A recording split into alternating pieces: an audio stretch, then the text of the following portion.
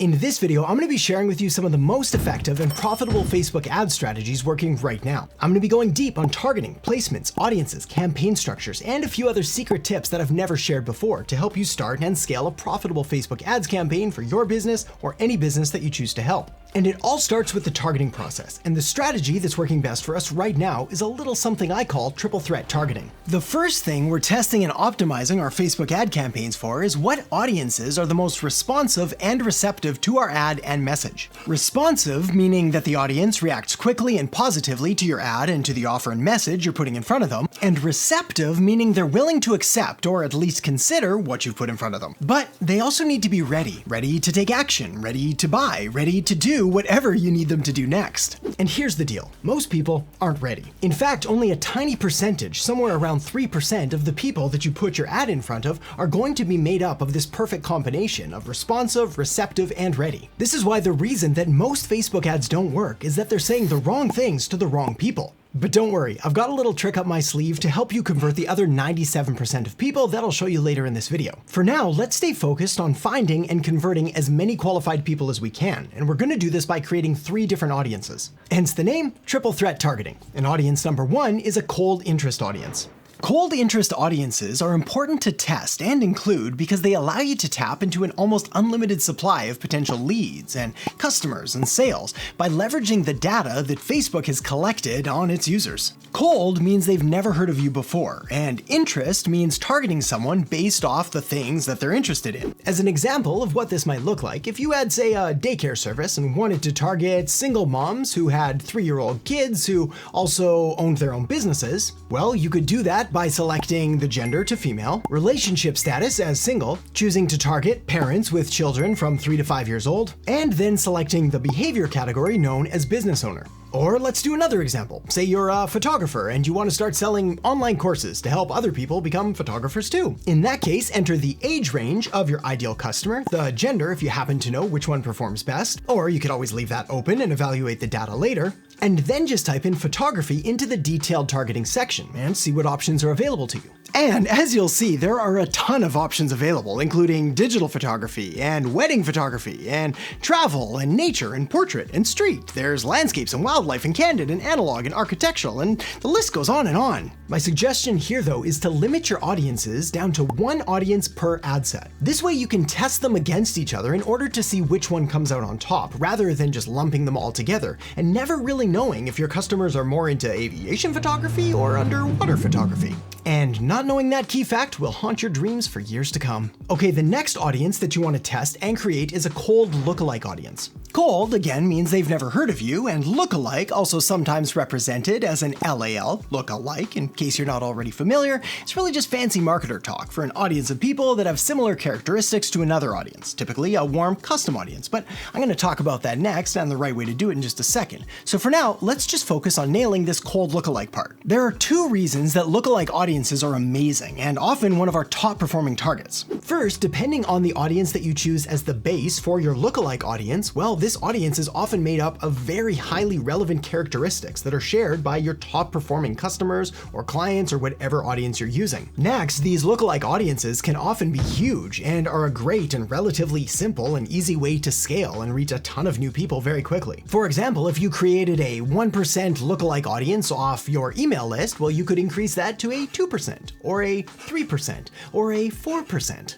I think you see where I'm going with this. Not to mention, you can do this exact same thing with your customer list and a whole bunch of other audiences, which leads me perfectly to the next kind of audience that you want to create, a warm custom audience. The warm means that these people have seen your stuff at some time, somewhere before. And the custom means that they're specific to you and your business. For example, you can create custom audiences based on how somebody has interacted or engaged with you or your business off Facebook, like your website or your customer list. Facebook calls these your sources. Or you can create custom audiences based off how somebody has engaged or interacted with your content inside of Facebook, like whether they've watched certain percentages of your videos or clicked a lead form. And Facebook calls these meta sources. Now, like I mentioned before, you can can use these custom audiences in order to create lookalike audiences from, which is definitely something you should do. But there's something even more powerful that you can do, which is to leverage these audiences to create an omnipresent Facebook advertising strategy. Basically, something that allows you to show up in front of more people more often for less money. So let me walk you through that now. One of the biggest shortcuts to marketing success is a psychological phenomenon known as the mere exposure effect, which is where the more often you show up in front of someone, the more likely they are to trust you. But there's another benefit to this as well, which is known as the marketing rule of 7, which states that it takes on average 7 interactions or touch points with your brand or business in order to get someone to take action, actually become a customer. And depending on what your business, your offer, or your price point is, this could be a lot less or a whole lot more than just 7. So you need to find a way to do this effectively and efficiently and without blowing your entire marketing budget on a single campaign. And that's where this omnipresence strategy comes in. So here's how it works, starting with step 1, creating your retargeting audience. The first thing you need to do is start compiling and combining different retargeting audiences that are going to make up the main retargeting audience that forms sort of the core of your omnipresent Facebook advertising strategy. Now, throwing a variety of different retargeting audiences into one main core targeting audience is clearly different than what I talked about earlier when I talked about separating different audiences for cold interest targeting. This is because with cold interest targeting, you're focused not only on getting results, but also figuring out what interests are going to perform best. But here in our omnipresent, well, our goal is simply to show up in front of people as often as possible. Now, when it comes to creating different retargeting audiences for this campaign, these are the ones that I suggest you start with as they typically perform best. The first 2 come from your sources, so if you have an email list or a customer list, you definitely want to upload them here. Yes, Apple's iOS 14 update did do some serious damage to your ability to track and to retarget them, but there's still a lot of good people hidden in there, so you might as well use them. The rest of your audiences, though, are going to come from meta sources. First, lead forms, creating a custom audience of people who have opened one of your lead forms in the last 90 days. Bit of a side note here, but if I was creating a specific retargeting campaign rather than a more general omnipresent one, I would also create 2 additional custom audiences based off lead forms. One for people who opened but didn't submit the form so I could re-show them the same ad again, and one for people who opened and submitted the form so I could send them a different ad that guided them further down the funnel. The next custom audience that you want to make is based off of video, and my suggestion here is to base your custom audience off people who have watched 25% of your video or more for videos that are 3 to 4 minutes or less, and to use the through play option for videos that are longer, because asking somebody to watch 25% of say a 10 or 20 or 30 minute video is a pretty big ask. Then for retention, I'll typically leave this at 365 days unless I have some kind of time constrained campaign where I need to reduce it to 30, 60, or 90. Once that's done, there's just 2 more audiences to go. An audience for your Instagram account made up of everyone who engaged with this professional account in the last 365 days, and then one for your Facebook page. Again, made up of everyone who engaged with your page in the past 365 days. Now, this next part is super important, so make sure to flag it or write it down or pay special attention or copy it down in the comments, something to make sure that you remember this. There's a sneaky little setting that by default is turned on, and if you leave it on, it could completely ruin the results of your campaign. It's called Advantage Custom Audience, and what it wants to do is try to increase and expand your warm custom audience with a bunch of cold traffic that it thinks and claims will help. So turn this off, especially for this omnipresent campaign, where your focus is on increasing touchpoints and interactions with your existing audience.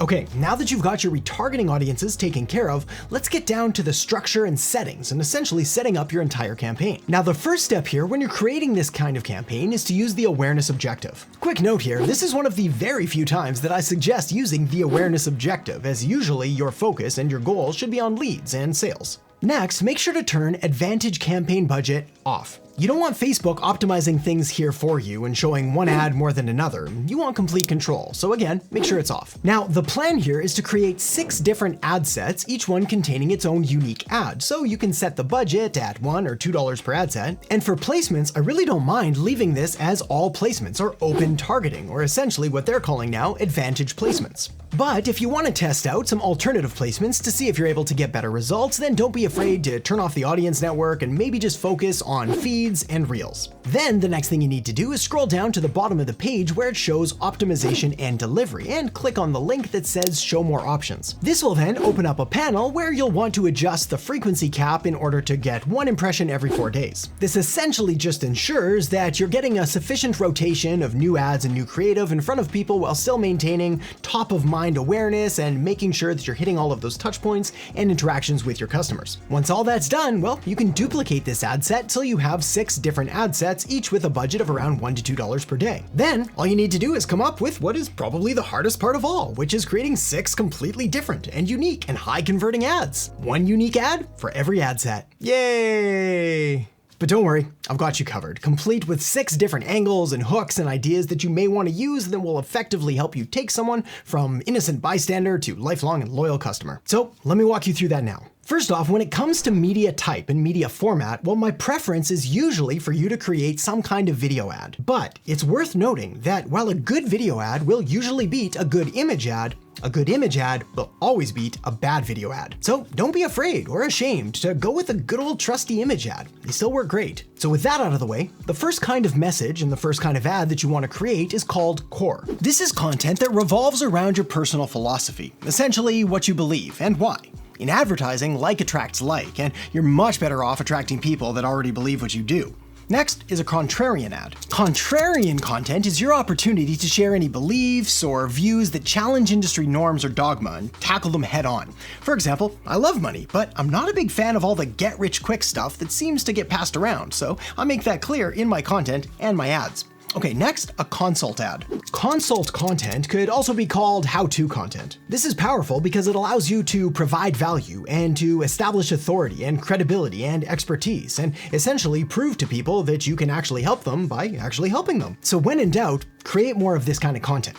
All right, next, a case study ad. Case study content is interviews or testimonials or case studies or reports or some kind of social proof that comes from your audience, your customers, or your clients. This is your chance to showcase how good you and your business are by essentially allowing your previous customers and previous clients to do all of that for you. Bit of a bonus tip here, if you are able to collect video testimonials, well, even bad video testimonials tend to outperform just plain text testimonials. This is because this kind of content has little to do with production value and editing and style and format, and more to do with being raw and real and authentic, which therefore makes it more believable. Okay, next, a conversation ad. This one's pretty simple, but incredibly powerful. Conversation content is anything that you can do in order to create engagement and interaction with your audience. Plus, not only is it a way to kind of boost the algorithm as well as increasing customer awareness and engagement and all of that, you also get a significant amount of feedback and market research and data and insights on what people are thinking and what they're actually doing. The key here is to ask some kind of a question or create some kind of content that elicits a response or some kind of a reaction. Then lastly, we have the most important ad of all,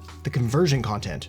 Conversion content is where you create content designed specifically to get someone to take an action. Any action. Now, typically this is going to be something like asking them to make a purchase or some kind of a sale, but it could also be to sign up for an email list or newsletter, or to request more information, or even to pick up the phone and give you a call. Having enough ads with strong calls to action is incredibly important because at the end of the day, the reason you're running ads should be more about just getting likes and comments and shares and impressions. It's gotta be about making you and your business more money. So to help you do that, I've linked up a video right here with some of my best and most proven and profitable Facebook ad strategies ever.